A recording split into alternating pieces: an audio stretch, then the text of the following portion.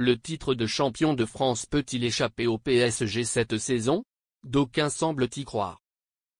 Depuis que le Qatar a racheté le PSG, 3 titres de champion de France seulement ont échappé au club de la capitale, au profit de Montpellier en 2012, de Monaco en 2017 et de Lille en 2021. En 2025, la Ligue 1 va-t-elle faire faux bond aux Parisiens? Possible si l'on en croit certains observateurs, qui jugent très crédible cette saison la concurrence de l'OM notamment. Avec 7 points pris en 3 journées et surtout une grosse puissance offensive dégagée, incarnée particulièrement par Mason Greenwood, auteur de 5 des 10 buts marseillais jusqu'alors, les Phocéens font forte impression il est vrai sous la houlette de leur nouveau coach. Ce qui m'impressionne, c'est comment De Zerbi est en train de façonner cette équipe. On sent qu'il travaille étape par étape. Sur l'aspect défensif, on voit une équipe plutôt solide qui monte en puissance. Sur l'aspect offensif, c'est une équipe capable d'être très efficace et de marquer beaucoup de buts, note dans le cadre de Téléfoot ce dimanche Rio Mavuba. Greenwood, Hojbjerg, les bonnes pioches. Au lendemain de la nette victoire des Olympiens à Toulouse, 1-3, le stratège Pascal Duprat, sur les ondes de RMC, ose aller plus loin encore.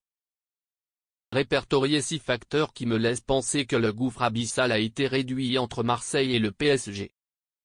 Le premier, c'est l'entraîneur Roberto De Zerbi, qui a un projet de jeu, qui a participé au recrutement, et qui a donc obtenu les joueurs qu'il voulait, souffle l'entraîneur emblématique d'Evian Tonon Gaillard. Et d'ajouter dans sa démonstration, parmi les recrues, il y a Greenwood, qui a marqué 5 buts, qui est en feu, mais ils ont aussi des joueurs de grand niveau comme Hojbjerg. Et c'est ce qui manquait au milieu de terrain pour la transition selon moi, à Marseille. L'impact que l'OM peut aussi avoir sur ses résultats, c'est le Vélodrome.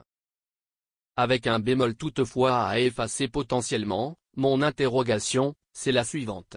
Est-ce que le Vélodrome, réputé pour sa ferveur, va être patient avec Wai? Parce que contre Reims, il a empêché son équipe de gagner en manquant au moins 3 occasions nettes, et il est sorti sous les sifflets. Si le Vélodrome est au diapason de son entraîneur et sait être patient, alors Marseille va être imbattable, aussi, à domicile.